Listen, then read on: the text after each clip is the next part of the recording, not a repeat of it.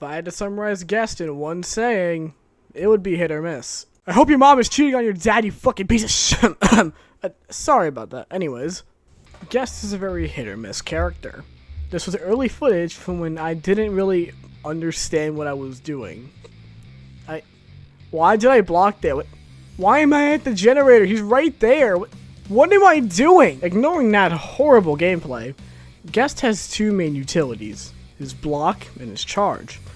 His charge is able to not only take care of minions, but also push back the killer. Charge is also effective in pushing killers back when you charge off a high ledge. Guest's block and then punch mechanic makes it so you have to earn the ability to stun, while also improving on your timing. You may see on the top it says that I parried him. Parrying happens when you block and then immediately land a punch afterwards. It's a quicker punch and it stuns for around a second longer. However, most killers will anticipate this and likely sidestep you. But let's say you can't parry them. Well, withholding it makes it a regular punch. As you can see here, I catch it in the middle of his animation as it's a constant hitbox. I wait and then I hit. Sure, it's a longer windup and it's only 2 seconds, but it was far more wiser to hold it than to not. A regular punch is a longer windup, only a 2-second stun, but it's far more wise to do rather than to swing in the middle of one of their unstunnable animations, such as while hitting a survivor with a gashing wound. Playing as Guest is like playing 4D chess with the killer. You have to try to predict when a blockable attack will happen, and you have to try to get a punch or even a parry off on them. But no matter what, if you miss, it is massive and lag. You miss a block, you're probably going to get hit. You miss a parry, you're probably going to get hit. You miss a punch, you're probably going to get hit. Guest is one of 2 characters I would consider to be high risk, high reward.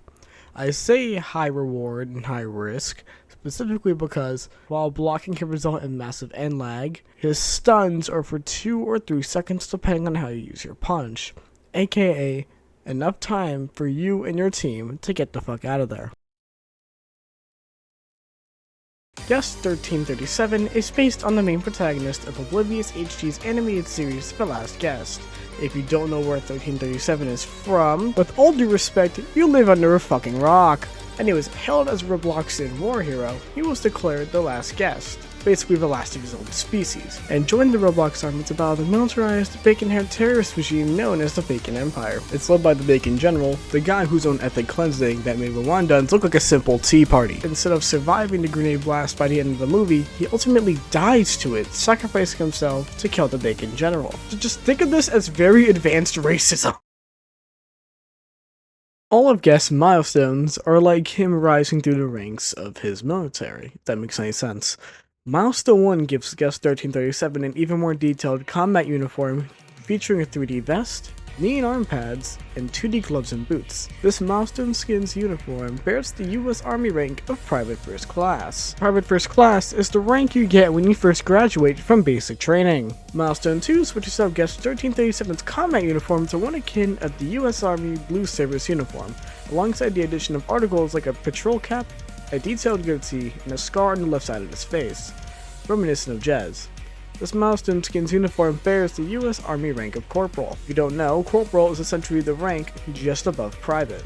Milestone 3 gives Guest 1337 an even more refined Army outfit, as he gains a beret, more intricate clothing, and a coat that he wears on his back like everyone wears a cape. This Milestone Skins uniform bears the US Army rank of Sergeant. In addition, this is where he gets his new block and parry animation, his block changing to raising his left arm, and his parry punch turns into what looks to be a roundhouse kick. Milestone 4 gives Guest 1337 a very intricate design to accompany his high rank. He now has an officer service cap, shoulder pauldrons, and a proper cape alongside other minute details. This Milestone Skins uniform bears the US Army rank of Sergeant Major of the Army, which is a very high rank. I'm pretty sure it is. The caption references when his mother in the Roblox film The Last Guest, where he originated, said, "Always be strong." The skin retains the Milestone 3 animations. This section is exactly why I had to push this video back for a few days, because I wasn't sure how to go about it. Then I realized there was like a mini list of tech that I came up with over time that I would simply just go over. There's one major tech which does require you to alter your FPS, and the rest are things you just do in the match. Depends on how you utilize them. Anyways, we'll start with all the minor stuff first. Starting with the house fly. It's an emote that kind of looks like you're blocking in a way. So we go back and forth a little bit. Then I pop the emote. He thinks I'm blocking, but I'm not. Then I really block, parry, and I get away safely. This tech really works if the killer is very paranoid about you landing a block on them and hence keeps trying to block bait you. This next tech I would call the Kindu Egg Surprise. This involves a builder man with the egghead skin and the girl skin guest. The girl guest would hide inside the egghead by collaging their avatars in the same spot, like the guest girl stands inside of the egghead builder man. And when the time is right, the guest girl blocks, and all of a sudden she gets a free parry. And the reason it works, the egghead builder man is hiding her block animation. Anyways, now we're moving on to react blocking. Instead of predicting with your blocks, you react. AKA, you pay close attention when the killer swings with an M1 especially. Then you press your Q button, like so.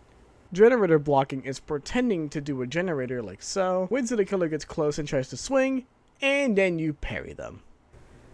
Graze blocking is getting in the middle of an animation with a hitbox just like Slasher's gashing wound and getting a block off it. Please note, don't immediately parry.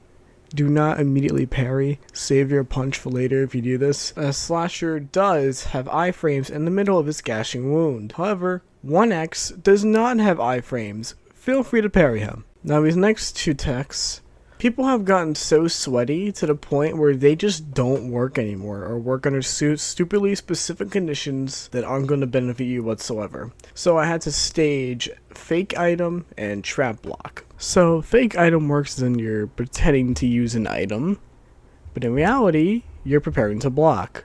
Like in this demonstration, I pretend to use a medkit to heal up my injuries. He comes rushing in, block, parry if you wish. And for trap block, obviously you stand in front of a top trap, whether it's a landmine or a tripwire, and you block the killer before they can hit it. And in Tripmine's case, they would suffer the full effects of it while you can get a punch or a parry out of it.